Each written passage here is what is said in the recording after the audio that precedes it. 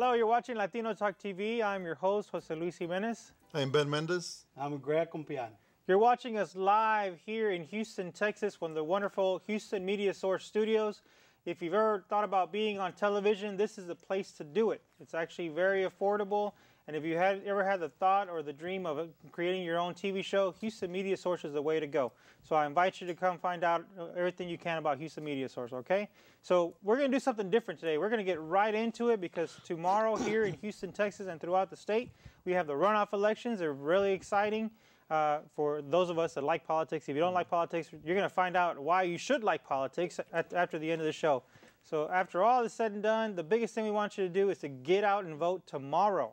Okay, if you don't do that, it's your fault if you're complaining about everything that's going on. So before we get into it, before we get into our current events, I'd like to introduce our guests tonight. First, we have Mr. Stephen Brown. He's the chairman of the Fort Bend County Democrats. Thank you. Welcome, Stephen. Thank you. We also have Mr. Jose Manuel Diaz, a local small business owner, a cake and bakery here in the East End. Yes. Nearby, and also a pronounced and very proud Republican. Yes. All right, good. Why y'all laughing? Y'all gotta be nice to people. Come on now.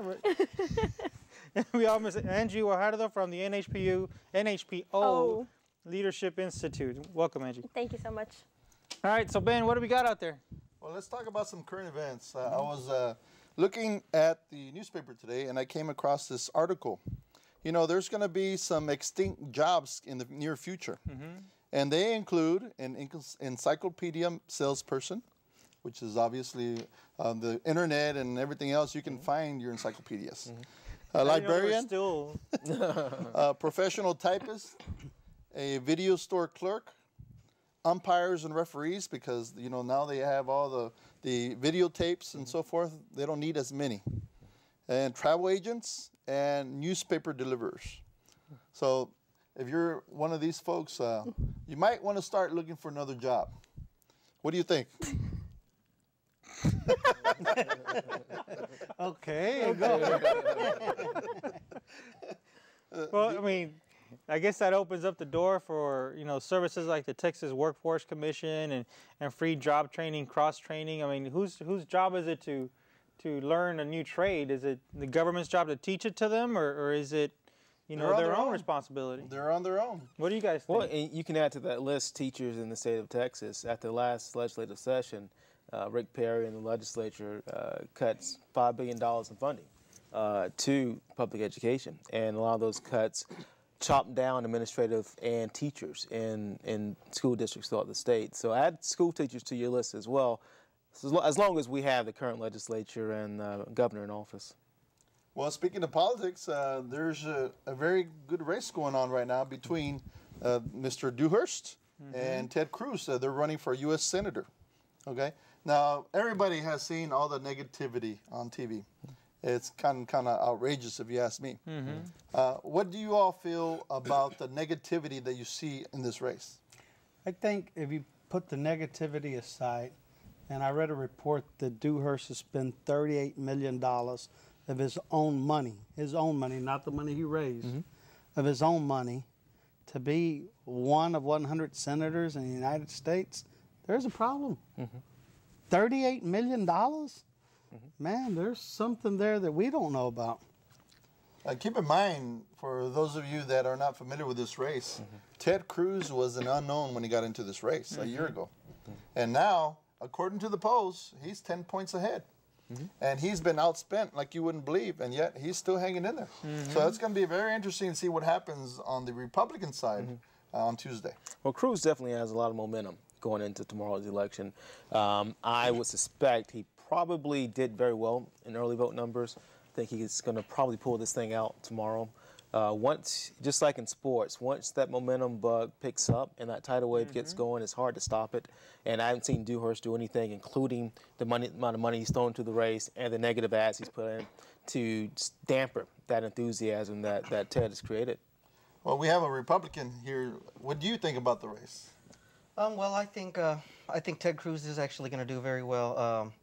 With a lot of the negativity because of the ads that Dewhurst put out there, I mean, that's off-putting. I mean, to see all these ads and to not instead of telling people what you're going to do, just start attacking this person constantly and constantly, I mean, that does nothing. It doesn't tell me why I should vote for you. All you're doing is telling me this other person's name over and over again. So that's what's going to stick with people, and people that believe that Ted Cruz is more conservative are going to go with his choice. I mean, he has a lot of backing, a lot of endorsements. What's your opinion? I mean, spending $38 million on a race out of your personal money, I think you need to get your priorities straight. Personally, that's my personal opinion. And if you're making your name known by bashing the other person, that's another priority thing. That's an honors person, and that's a high school game. Well, Tuesday we'll find out who the winner is in that race. Well, unfortunately, I didn't mean to interrupt you, but unfortunately, they're beating up Dewhurst because he seems to sway. He's a little more of a liberal Republican. But, I mean, how do you get things done? You got to work with both sides. And the radical, crazy Tea Party people, I mean, if Cruz does win, oh, man. Yeah.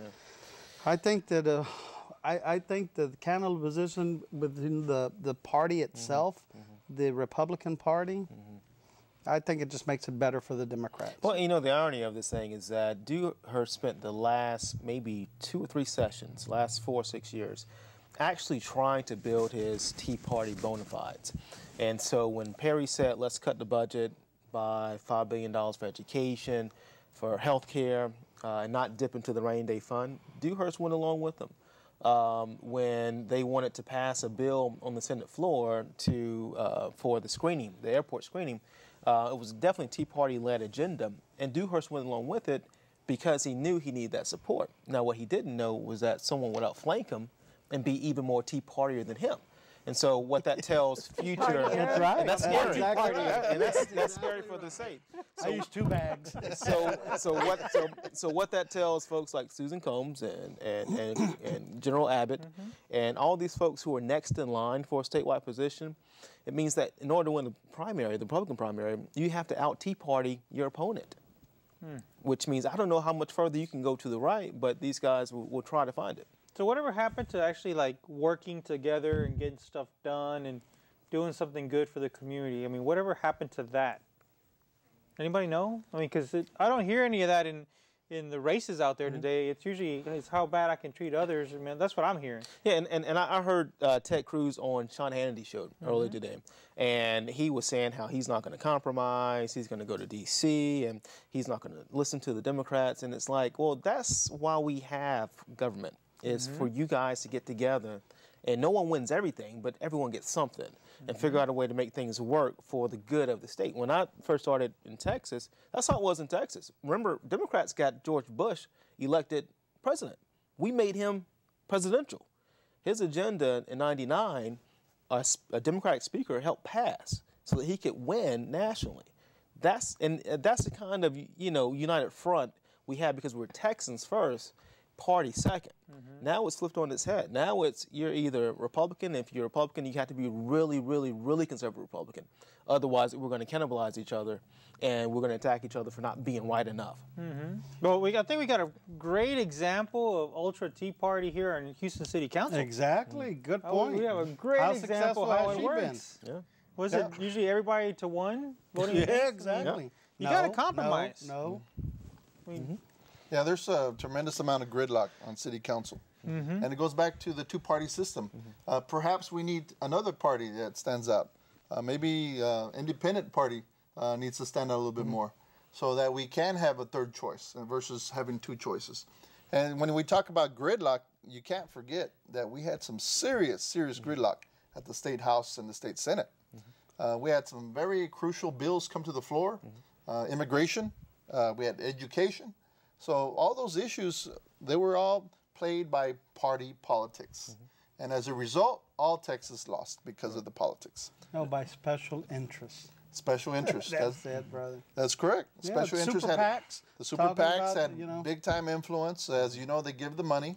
So they're going to have influence just because they do that. And unfortunately, that's just the way it is. How can we stop that? Well, your guess is as good as mine, because as long as I've known, it's all about who's with the money. But Ben, if you look, that's true. But look what happened in Egypt and all these other, where the communities got together and protested in the streets and ousted presidents. And are we going to get to that point? Well, I have the faith that at some point grown-ups will rise up and start to do the adult thing and stop letting, the whiny folks in the corner continue to run the state. And that's what it's going to take. I mean, at some point, Democrats have to position ourselves as being viable to the moderate voters in Texas and empower moderate voters to have another option, and not between the non-viable Dem and the ultra-conservative Republican. That's not really an option for folks in November. We have to be able to present ourselves as a viable option, and then go to the moderates and say, look, we're the adults in the room. We're the reasonable. We're the party of reasonableness, and the party that's going to put priorities of the state ahead of any type of partisan friction. And I think we can do that. And that's going to be our challenge moving forward. This whole race with I know what Jose, how does that sound? Because every time I hear, he's here, he's there. Okay. Every time I hear the agenda on both sides of the table, both appear to be ultra liberal or ultra conservative. Whatever happened to the middle of the road? Is there such a thing in the Republican Party? I believe there is. I think it's kind of hard to get to because you're always going to have these people trying to pander to a certain side. I mean, even myself, I don't agree with 100% of the platform. I mean, there's things here and there. I'll give you an example. I do work with people on the groups for the DREAM Act, stuff like that, which isn't in the Republican platform. But that being said, you have to pick your issues on what you agree with, what you don't agree with, and a lot of that's not happening. I've seen campaigns run where even it's a Democratic candidate. You can't associate with these people because they're going to think you're more Republican. And why? Why is that a bad thing? I mean, it works on both sides, both parties. So you have the people that are running the campaigns that if they see if they see people associating like that, they are quick to jump to conclusions and say, okay, no, we need to back away from these people. Go ahead. I have a question for you as a Republican. I mean, you being Latino, from a strong Latino background, grew up in Denver Harbor. How did you become a Republican? How would you consider yourself a Republican, being that you're Latino and you're a strong Latino? Because I know you personally. How did you ever become a Republican? It comes down to my thing is, and I've spoken to a lot of different people about it. When you take, I mean, we have a certain group of issues which are called, which we'll call them for the sake of conversation, the Latino issues, immigration, the DREAM Act. That if you put that aside, if I just put that aside and think about it, all my personal values, the way I was brought up, it all falls conservatively. It does. I mean, the religious upbringing, their work ethic, everything. But why would you put the immigration aside? I'm not saying. I'm just putting it aside. What I'm giving you an example of. You're asking me, how did that come to be? Right. What it comes down to is. Don't stutter. It's okay. What it comes down to is and even just the other day, just looking at it, I pulled up both platforms, the Texas Democratic Party, Texas Republican Party, pulled them up side by side and looked at them. And, I picked off some stuff on the Republican platform that I didn't agree with, but, you're going to have that on either side. And I looked at the Democratic platform, and there was a lot more that I didn't agree with. I couldn't, I can't contemplate voting on that side. Like what? Just a lot of things. I mean, take for example, as a small business owner, I see these groups, and I'm part of a lot of groups, so I even get the emails. We have groups wanting to raise the minimum wage, and as a small business owner, I mean, it's hard enough to pay people at $7.25 an hour without going up on prices. I mean, you can bump it up to, like some people want it up to $10 an hour by 2014.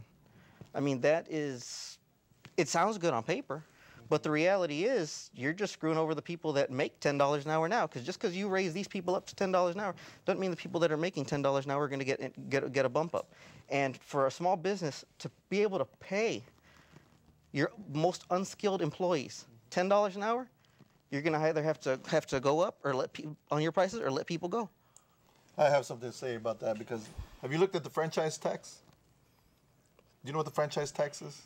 I'm familiar with it, but I haven't really looked at it. The Republican Party initiated the franchise tax. Franchise tax, basically, you're paying 1% if you're a small business owner on gross. Whatever you bring in, you're paying 1% tax. Now, never mind if you didn't make any money. If I bring in $1 million a year and I lost money, well, guess what? I am still paying 1% on the franchise tax. That was a bill passed by Republicans. So if you're for small business, you're in the wrong party, brother. Democrats are not for the franchise tax. The franchise tax, again, was initiated by the Republicans. Well, we got John on the line. Hold on. Okay. Let me bring him in. John, you're on the line. You want to chime in? Hello, yes. Hey, John. Okay.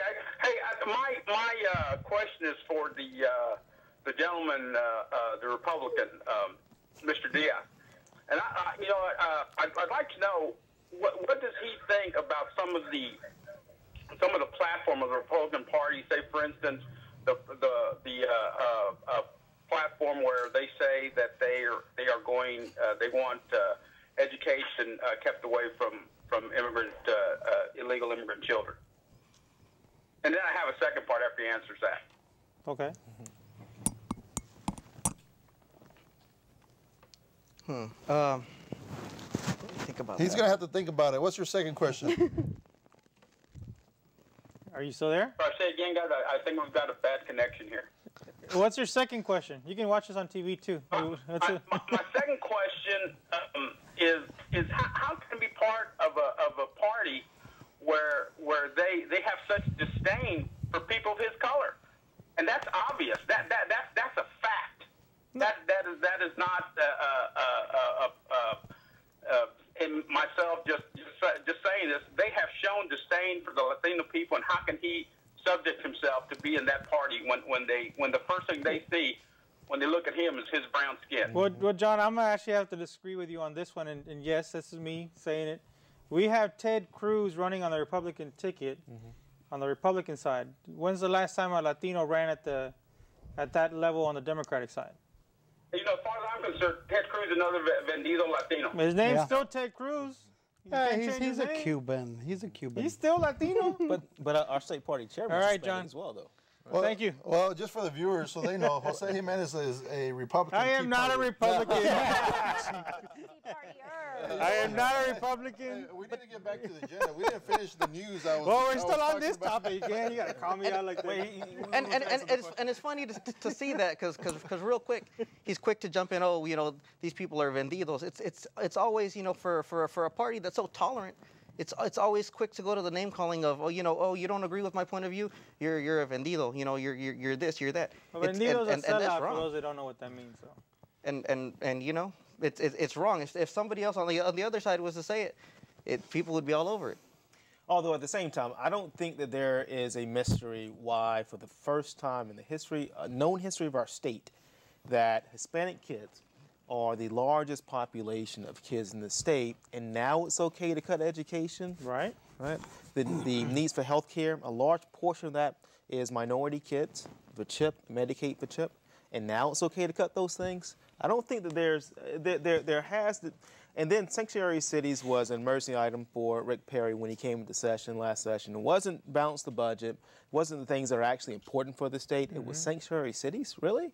That's what you want to focus on? The Tea Party people put such fear in the Republican Party that if they didn't get, like you said, Tea Party enough, and look who's over there campaigning for Ted Cruz, Palin and everything. I mean, and that's what's going on. And so it causes that fear and the distinction and the cannibalization within the party itself, which I think will provide an opportunity. And like the gentleman said, there's a lot of issues, but at the end of the day, don't let your history be a mystery.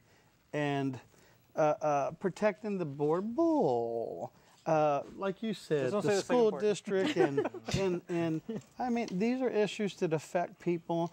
Just listen to the radio. Listen to Michael Berry. They're not ashamed to say it. They're not ashamed to tell you where they're at. Listen to the radio in the morning. And I mean, no, I tell you what, at the end of the day, human rights. Right. Treat everyone with dignity and respect. I'm very interested to hear the answer about, education for immigrant children. It almost seemed like you're trying to dodge the question, but I'm very interested in hearing the answer. Well, like I said, I'm not dodging necessarily that exact question, but at the same time, As I said, I was reading the platform. I didn't necessarily see that in it. He's saying that it was pulled from there. I didn't see that in it. So that's not something I've read up on. Do I agree with that? No, I don't. But like I said, there's always going to be some things that I don't agree with on that side. But it's not to say. So you can't call yourself a Republican then? Yes, you can. Why can't I? Because I don't. It almost seems like you're an in-betweener. It seems like you're confused on what you want to be. No, it doesn't. What it means is my values, who I am, goes this way. There are some issues that I'm not going to agree with them on, but I'm not going to agree with them on either side. And if you what it comes down to is you end up picking a side at one point. You do. Well, you have to. You have have no to. choice. I mean, you can try the independent thing.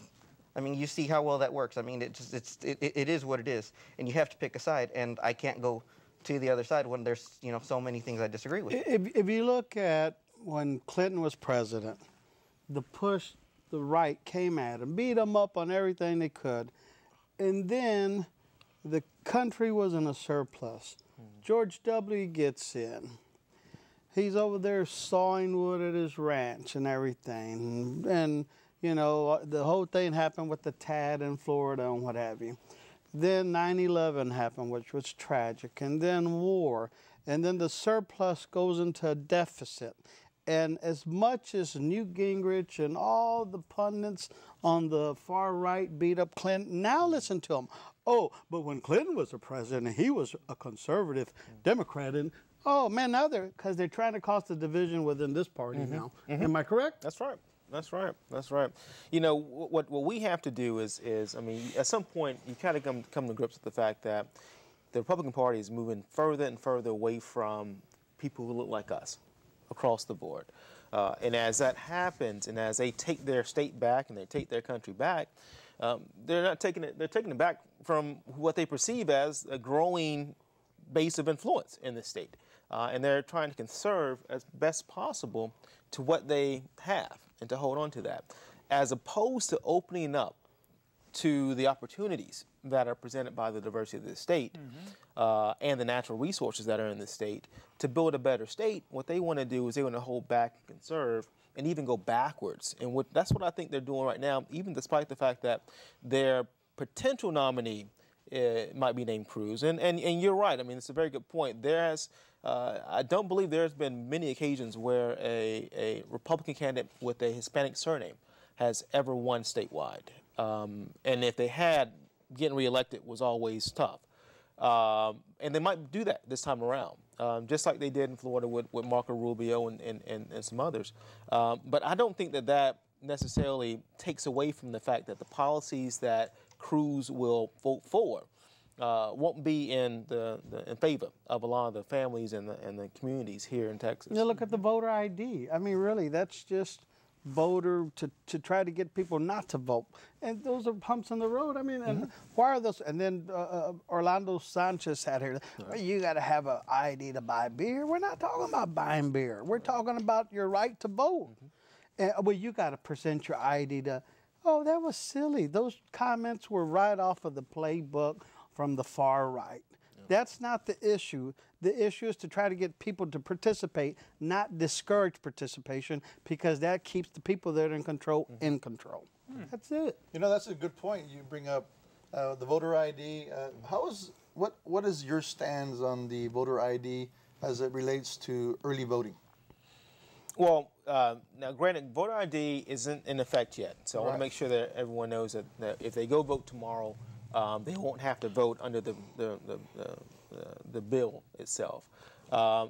Is there voter fraud? There's not been any demonstrable evidence that voter fraud exists. Okay, if there were voter fraud, there's probably a better way to go about it. To be honest with you, you'll probably find it more often in mail-in ballots than you would in person. Very rarely do people want so badly to go to vote that they will do it fraudulently. As a party chair, I have a hard enough time getting people who are registered to vote to go vote.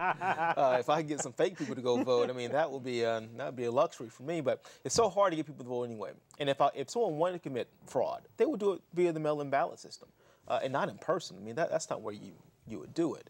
And so, again, if we had a reasonable legislature that was willing to work and compromise and talk to folks across the aisle, you probably could have built a comprehensive bill that actually addressed the issue more than this red meat bill that the folks, tried to pass last session and trying to get pre-cleared now, that does nothing but incite the base even more. Well, mail ballot is a big portion of the vote. And it's growing. We're looking at 25% vote early. Okay, that includes mail ballots. 25%, that's a significant number. Right. The voter ID bill, for the viewers out there, does not address early voting. It only addresses election day. And the voter ID requires basically a form of ID when you go vote. Now, when you vote by mail, you're not required to submit anything that has your ID on it. Right. You just fill in the ballot and you send it off. Someone can fill it in for you. That's and correct. You sign it and they send it off. And back in the days, I remember when people would go door to door to the senior citizens and asking them, can I fill out your mail ballot for you? And can I pretty much seal it and put it in the mail for you? And most of those people that are going around door to door were employees of either the county or the city working for the elected officials on time. This gentleman here is the party chair of Fort Bend County. Congratulations on that, by the way. Thank you. But Fort Bend County, years ago, the west side of the Brazos River was the Democratic side. Once the Republican pushed over, the Democrats jumped into the Republican Party. And it's interesting to see that you're the party chair. And I would guess to say that you're probably in the Willow Ridge, that area over there? I'm in the east side of it. East, which, I mean, that was unheard of, correct? And if you look at the numbers in Fort Bend County, everyone waits till those boxes come in because the strength there. And I'm going to tell you, and he's absolutely right. So what I would, and I was born and raised in Fort Bend. I don't live there anymore. But what I would ask you to do, Mr. Brown, is reach over to the leadership and some of the old folks on and make them understand the importance of that coalition, because that's what it's going to take. Well, I want to know about coalition with the Republican Party itself, because all I keep hearing is, actually I'm excited and interested to see what's going to happen after tomorrow, because all the hatred and wrath and money has been being used to beat up each other on both sides of the table, on the Democratic and the Republican side. So I'm looking forward to see how the politics are going to change August 1st. Jose, look, all politics are local. Right here in Harris County, Precinct 1, we got a Latina who was endorsed by the Chronicle, most qualified, most experienced. She's being outspent, but she's working her butt off. I mean, right here, and that needs to get people out to vote. And so it's not one magic, Mother May I jump step. It's all going to take baby steps, and it's going to get there. And it's people like Cindy that put themselves on the line, and because it's not easy running for office. You're a public target at that point. And people need to understand to pave the way and get out there and get involved, because first of all, she's Hispanic, she's most qualified, but she's being outspent, So, I mean, she's very much in the race. She's working her butt off. But what I'm saying is people need to get out and vote. Well, and I guess in all fairness for the other candidate, what's his name, Alan Rosen, also, there's Cindy Varalek on one side and Alan Rosen on the other. Should we not like him simply because he's an Anglo male that lives in that area? Or because his father-in-law's got a lot of money?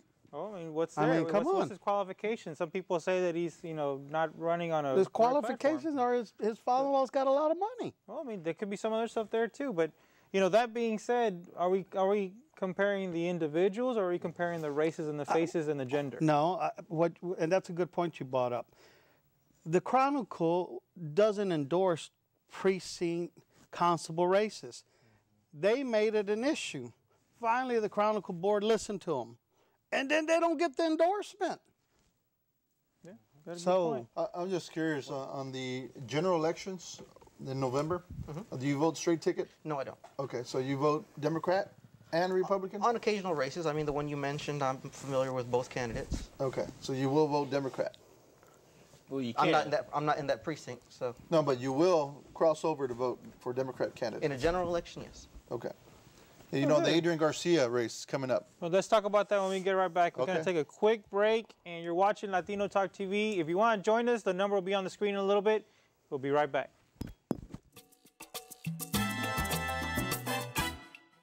And you're back on Latino Talk TV. We're here live in Houston, Texas at the studios at Houston Media Source. So we're about to get into the second half of the show. We're going to talk about some more local races. And Ben, what were you going to talk about? I just wanted to mention. I'm going back to you. Thanks, appreciate that. But I just wanted to mention the Olympics. You know, they had their opening on Friday. You're going in the wrong direction. That's what I'm talking about. Politics. Okay, let's talk about Olympics. All right, let's go. The Olympics. I thought it was fair, the intro, but I think they could have done better though. What was your opinion on the opening ceremony of the Olympics? You could spot our country's team because they were all walking around with their cell phones like that, taking videos. What was your opinion? I like the Queen. I like her jump the shot. helicopter, Yeah, I like the jump James shot. Bond, and the whole bit. I missed it. I was You out missed of it? town. Yeah. He's on vacation. Yeah. He's ready to talk Honestly. politics. All right, let's get back to politics. Let's talk about Adrian Garcia's race. All right. For the viewers out there, in the last election, there was twice as many Republicans than Democrats that voted in the sheriff's race. So it's going to be very interesting to see what happens in the general election. You know, the Republicans have had a stronghold on that seat for many, many years, and then the Obama wave came in, and Adrian Garcia won that seat. So we'll find out in November what happens to the sheriff's race. Well, Ben, look, the sheriff has done a lot of things right. I agree. And he worked to try to build that bridge that you talk about to work with the left. But one thing he can't forget is his base. Because at the end of the day, brother, all is fair in love and war, and they're going to come at him. Yeah, Right? and I actually think Adrian's going to be fine. I was with him on Saturday night, and he was in good spirits. He was actually in Rosenberg, helping out our sheriff candidate. They were teaming up together, and we're at a Go Tejano scholarship gala in Rosenberg, Texas. And but They have Adrian- Tejano dances in Rosenberg? Oh, absolutely. Tell him. You dance the Tejano music? Yeah. I was overdressed. Apparently, my host told me to wear a suit and tie, and that was silly. But Did I you think- throw a grito?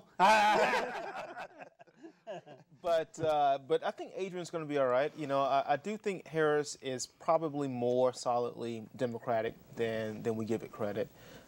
He's a smart campaigner. He's been doing this for a while. He has a base. He has a machine. He'll turn that machine on and he'll do fine. He was a rock star in Rosenberg. I thought he was Paul McCartney or somebody. You know, I thought he was a Beatle. Well, you know, you got to hand it to Adrian because on city council, he was able to bridge the gap between the Democrats and the Republicans. He was one of the few people under Bill White that could bring in the Republicans on votes. So it's kind of interesting to see what happens here. Yeah, but then and I'm very, very for the sheriff. Do anything with him. But what I'm saying is that, there again, the fanatics on the other side, Brother Jose's side over there. The Tea Partiers. Man, I'm gonna He's tell not- you, he's because not a remember the fanatic. deal? Hey, he swings both ways. Remember the deal? Hey, let's talk about David Medina's deal, where they did the press conference holding their name. And the guy said, I could run against him simply because he's got a Hispanic surname. That is an issue. And then for the candidates, say, I didn't say, fool. You know, I personally think that Adrian Garcia has gotten past the fact that he has a Latino name. He's really proven his work ethics and to be very strong in what he does to where he has received and earned the respect of the community. It's not just the Latino name anymore. He has proven himself to say, I know what I'm doing and I'm going to fix this. And he's an attractive candidate. Let's face it, you know, and some Yeah, people he is vote good for- looking. Some people. And she was supposed to say that. You should have said that. Stop reading her lines. That was her line on the screen. But let's look at the actual productivity because I have a profound, I guess, respect and knowledge of some of the things that occurred. The operational budget of the Harris County Sheriff's Office has been majorly changed. Many people don't like it, but guess what? It has. There have been savings. There's no more outsourced inmates, which is a huge accomplishment in itself.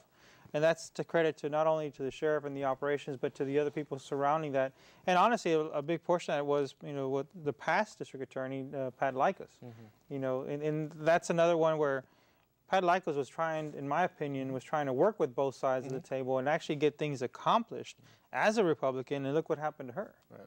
You know, work with others, you're going to get taken out. In the primary. In the primary on top of that. Right. So, Incumbent. it was ridiculous what occurred, but you know, some people didn't like her style, but she got stuff done. You know, and sometimes some people just don't like that. They want you to keep pandering to a certain group. And everything that Angie said is absolutely correct. But what the viewers got to understand is don't take anything for granted. Get out and vote. That's right. Yeah. Well, look at the other side on the same sheriff's race here in Harris County. On the Republican ticket, they have an African American running for sheriff. His name is Carl Pittman, and they also have an Anglo male whose name is Louis Guthrie. So I think both of them have their colorful past along with the sheriff. No one's perfect. You can't say anyone is free of being an angel, right? But look at the credentials. I mean, seriously, look at what's going on out there. I think this race is really important, especially for Harris County. 4,000 plus employees, over 9,000 inmates in the jail. You know, how are the inmates coming out of the jail? You know, I think it's really important to pay attention, because if not, who's going to run the sheriff's office again? Right. Well, I think it's a little deeper than that. Look at the commissioner's court. Are you for term limits or against? I mean, because some of these guys, they say that a commissioner gets out of office either in handcuffs or on the stretcher. Is that good or is it bad? Well, we had one get out in handcuffs not too long ago. Well, that's what I'm saying. Yeah. Harris County. You know, there was the fact that we had another race going on that has brought up some very interesting dialogue. And if you look at all the internet, the what do you call it, the blogs, Miss Sheila Jackson Lee's daughter, Erica Lee, is running against Sheila's former candidate that ran against her. And I can't remember his name. Jarvis Johnson. Right. So that's a very interesting race going on for Harris County education. And so that's going to be coming up pretty soon as well. Not to mention that in the primary, you guys probably aware of this, the elections office for Harris County added 2 districts that weren't actually in the district that they're running in. So no one really knows who won the primary, to be honest with you, because there were these the new results. Are they going to name someone, or are they going to make them do it again? I actually was talking to the chairman of the Harris County Democratic Party on the way here today, and I think they're looking to dismiss that case and just go by what happens tomorrow. Wow. But whoever loses tomorrow There'll be a lawsuit. Exactly. So we may not know who wins that, at least the nominee is, until months from now. Well, there again, right there. Now, this is my opinion, and I'm here to share it.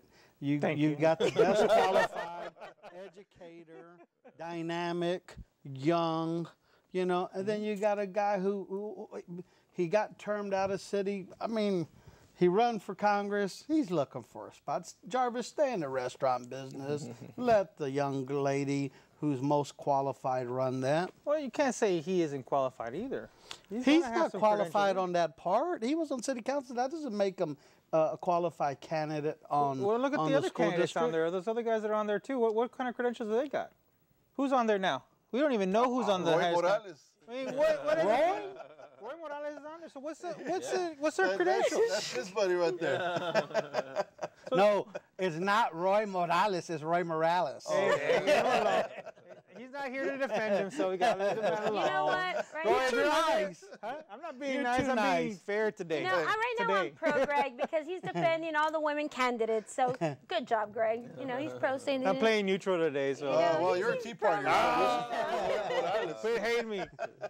Hey, he's Roy your buddy. Morales, don't forget. Morales. Hijo de su Well, madre. Did I just say it on live TV? I sure did. You All right, Pocho, or what did you say? No, all right, what's the next one? Defend your buddies, Jose. My buddies, because they're Republican, we're all supposed to be all hand in hand. I mean, Yes, stick together. like I said, the thing is, if I go down the list, I don't do the straight ticket. I don't believe that's the way to vote on either side. I don't, when you're voting, you can't go by Republican good, Democrat bad, or Democrat good, Republican bad, because it's just not that black and white. It's, if you got to actually read about the actual people, see what they've done, see what they've accomplished. Do I think that Morales would be a better choice over say, Lee or Jarvis Johnson? Based on his background, I'm not sure. But he's already on. He's already not on the running. board. Yeah. But But what I I'm think that's saying, a you're good more point. of an independent, it seems like. It's not that, but like I said, the thing is, I can see both sides. if you ask me my opinion, you ask me to pick a side. You know, I'm telling you what it is. I mean, it's not. I didn't on there. It didn't say that I'm a hardcore Republican. I'm not like a Tea Partier, but you know, there's a difference.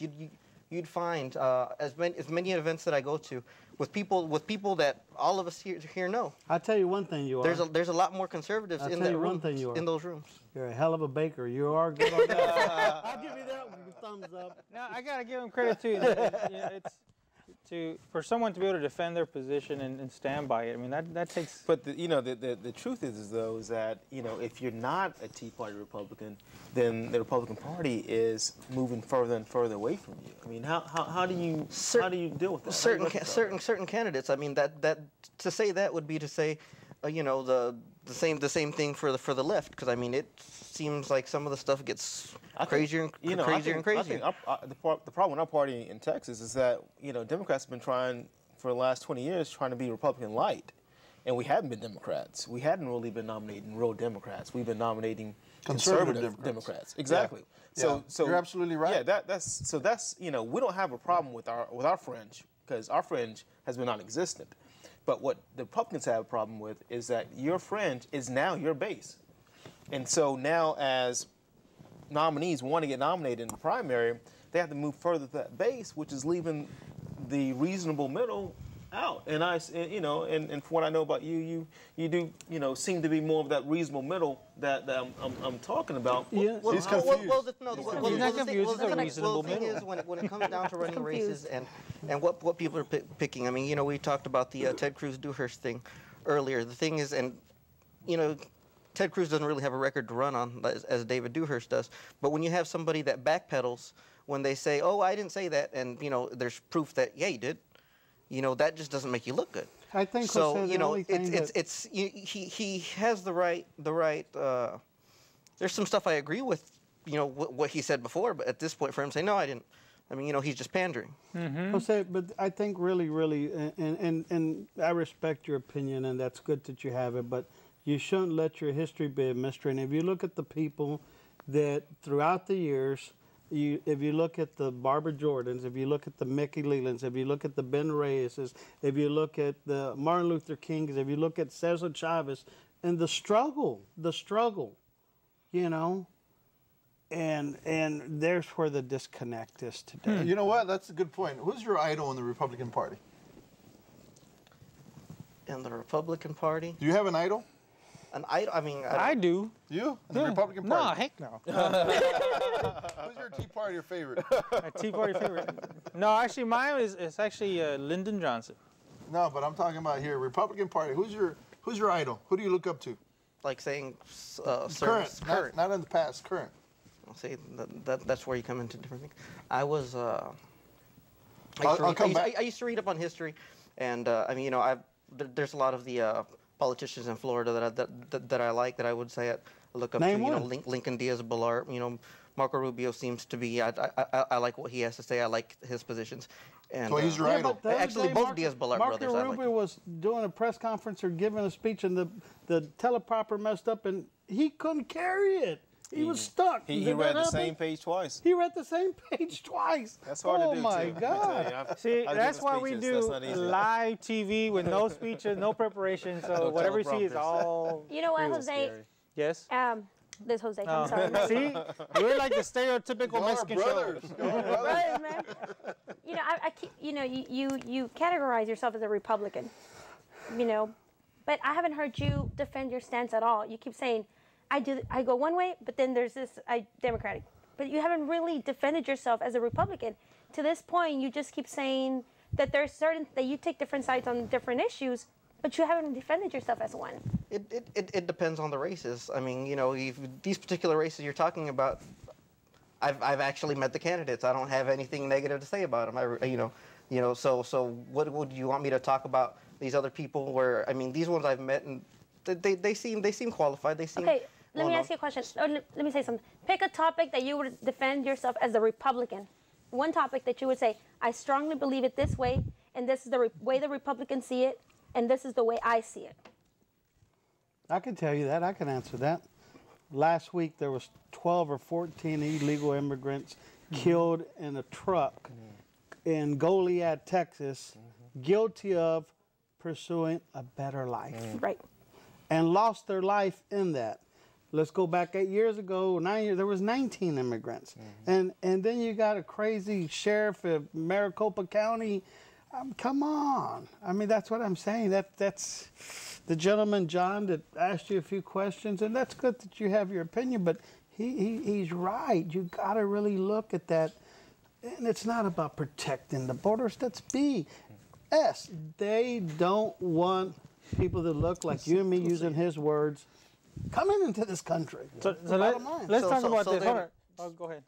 I mean, to say that, I mean, you know, you mentioned this accident. I read about it, and I mean, at the same time, I mean, do you believe the border should just be open then? Well, what I'm saying to you is that the money, what would it cost to build a wall? We're broke already. We're $16 trillion in believe me, if they're going to build a wall, build one in Canada.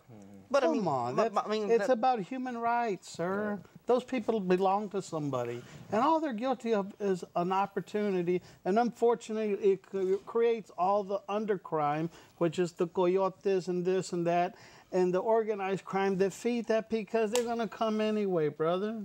No, I think there's a bigger problem to this, and I think it's a business side of everything, the worldwide business situation that we're all in. I think it's a shame that in this country, the #1 export product is our trash. And so we should really look at that when scrap metal is the #1 thing we send out. Goes back to my... Going back to what we're talking about. I was going to talk Well, about go back to it.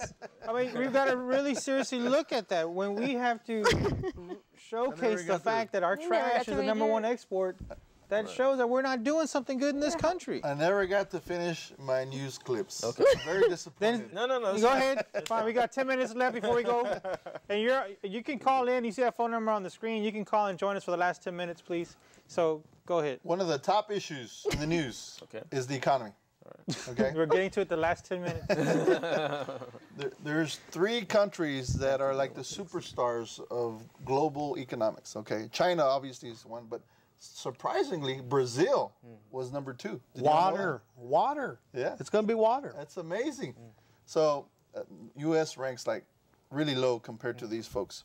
So they predict, according to the economists, they say that we're going to be in a recession in 2013. One of 2 things is going to happen. If Obama wins, then we are going to continue going in debt, according to what they're saying, okay? If Obama loses, we're going to cut spending, but we're going to cut spending at the expense of the little people, okay? A lot of little people are going to lose their jobs. So it's a catch-22. You're damn if you do, you're damn if you don't. And then what happens when people lose their jobs? How does that get well, the economy going? They predict that unemployment can go up as high as 50%. Yeah. And the truth is that President Obama has spent less at this point than any other president since JFK. That includes Reagan. That includes both Bushes.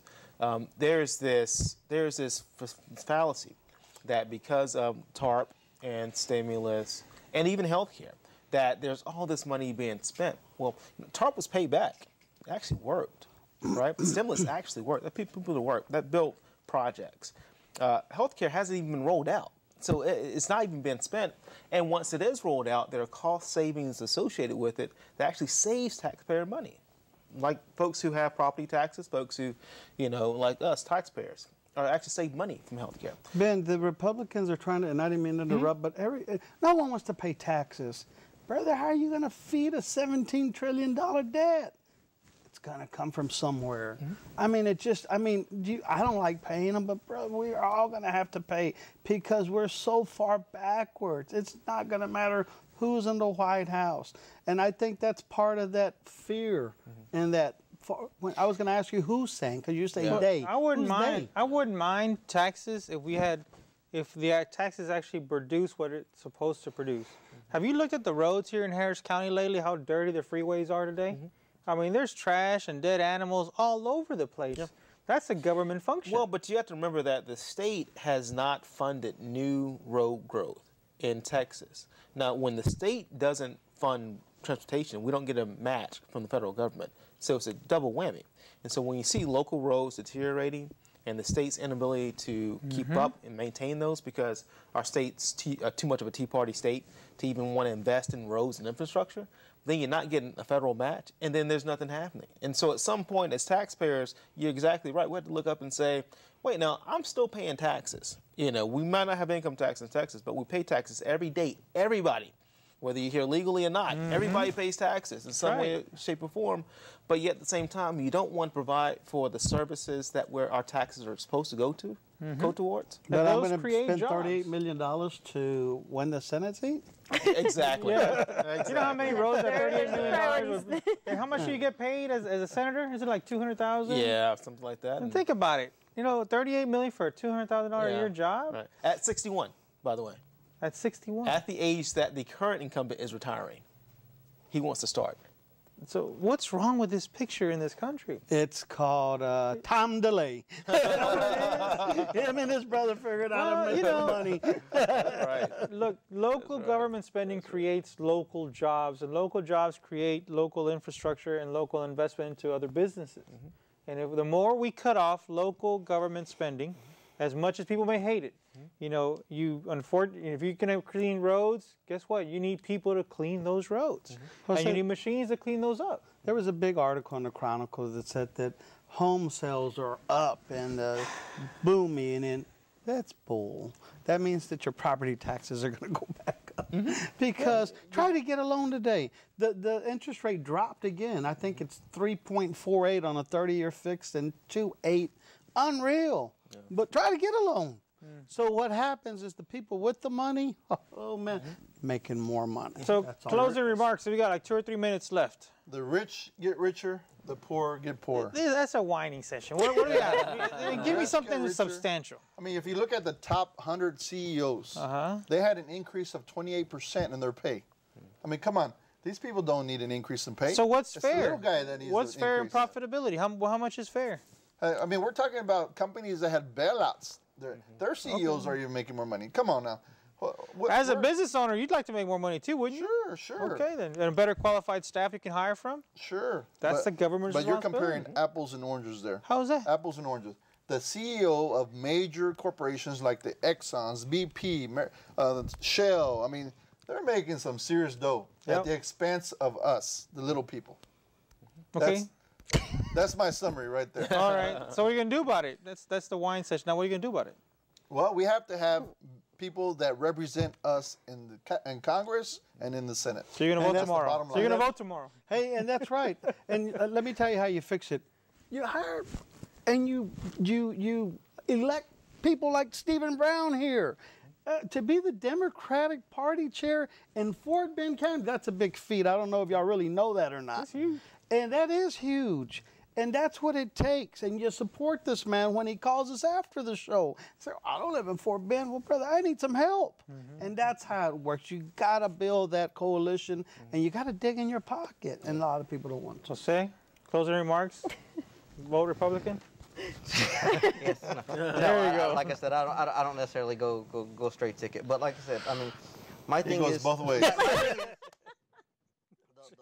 The whole topic is proud Republicans, and I mean the same thing could be said the other side, proud Democrats. I mean y'all don't have necessarily that view on it because y'all don't necessarily have that view. It's easy to assume that most Latinos vote Democrat, but I mean you take another group of Latinos without those issues. Let's say the Cubans, for example.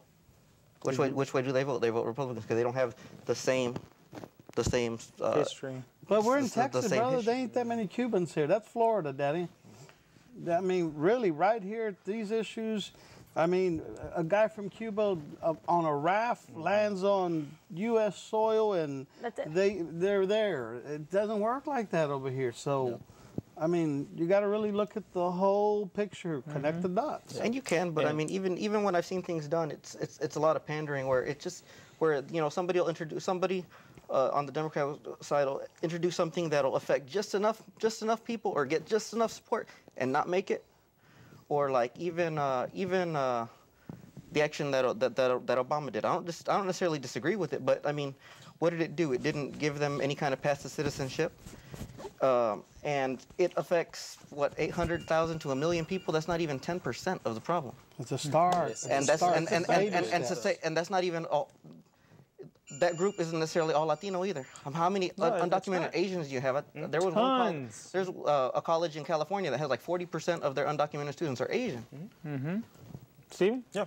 Well, look, I just want to remind everybody that although we talk a lot about Cruz and Dewhurst, neither one of those guys, whoever wins, isn't going to be sworn in on Friday. There's still a November election. That's right. And we have a guy on our side called, his name's Paul Sattler. I want to encourage all Democrats to obviously support Paul, but also look at, as we get closer to November, looking at independents and let them know that, you know, if you really want a grown-up, an adult, in the Senate, in the U.S. Senate, and to be a diplomat in the Senate, to be a statesman in the Senate, look at Paul Sattler. I think he's that. He demonstrated that in the State House when he was the chair of the Public Education Committee and did a phenomenal job there, and probably actually is more qualified than Ted Cruz is. So there's room to go for Democrats, and you know I will be calling you after the show's over. So You offered. You know we'll have a little gala. Make sure you buy a table at my gala. But thanks for having me, guys. Thank you. I'd like to say politics. There's a lot of politics in politics, and no matter what way you vote, no matter what way you swing, it's important to go vote. Vote, vote, vote. It's a right that we have. It's a voice that you have. And if you own that vote, use it. Don't waste it. Be heard. That many people wish they had the voice to vote. And if you have it, do not waste it. So on that note, tomorrow, here, Harris County or anywhere you're at, go vote. And if you don't vote tomorrow, then go vote in November. So don't forget. Vote tomorrow. Vote. Very Just go important. vote, okay? You're watching Latino Talk TV. Hope you had a great show. Hope you enjoyed it. See you here next week, Monday night, 6 p.m. Good night.